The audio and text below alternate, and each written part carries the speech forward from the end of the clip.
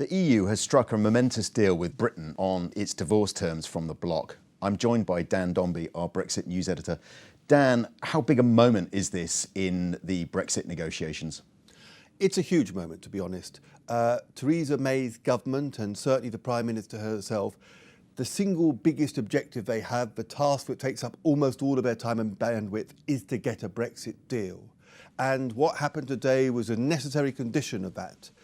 If it hadn't happened much later by today, it's a real question about whether we'd get any kind of deal at all. Now we know what the bill is for leaving the EU, how EU citizens in the UK will be treated afterwards, and we have sort of an idea what's going to happen to Northern Ireland, the three big divorce issues. That allows talks to go on with future ties, on a transition arrangement. These are things which are really pressing Mrs May. If she hadn't got a deal today, her whole administration could have been in doubt. Now, did Britain and the EU manage to strike this deal essentially because the UK retreated on all the big important issues, such as money, Northern Ireland and citizens' rights, or did Britain get anything out of this negotiation? Well, there was a slightly awkward moment today when Michel Barnier was asked or had to consider what concessions the EU had made, because we at the FT have run a piece on what seems to be a series of white flags the Brits have run up on everything, even starting from the sequencing and structuring the talks itself, which was going to be the fight of the summer.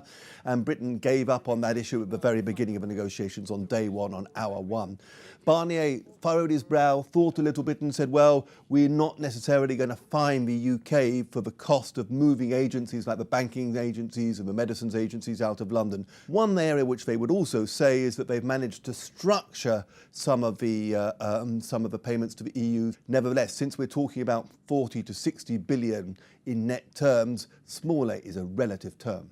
Now, the big sticking point in in recent days was the question of the border between the Republic of Ireland and Northern Ireland.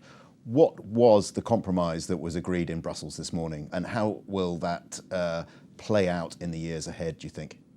Well, the phrase that everyone's been using to refer to this is constructive ambiguity, because this certainly it's hard to understand how all these different provisions they've come up with can actually coexist. What they've said is that if a final EU-UK deal doesn't itself avoid a hard border, the Brits will try and propose something specific for Northern Ireland that tries to avoid a hard border.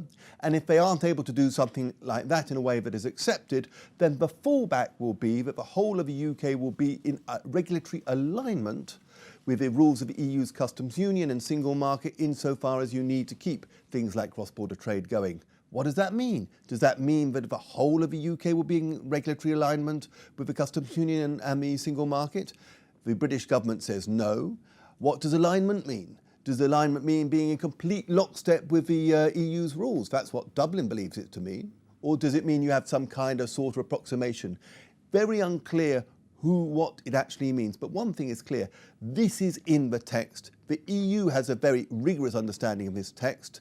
And if this doesn't stand, everything else will fall. So this is going to come back. This isn't over by any means. Now, this preliminary phase, if you like, the divorce terms, was incredibly difficult. But arguably, the bit about even transition talks, let alone the future relationship, is going to be altogether more challenging. What do you think the prospects are of an agreement? Here, actually, it's very interesting.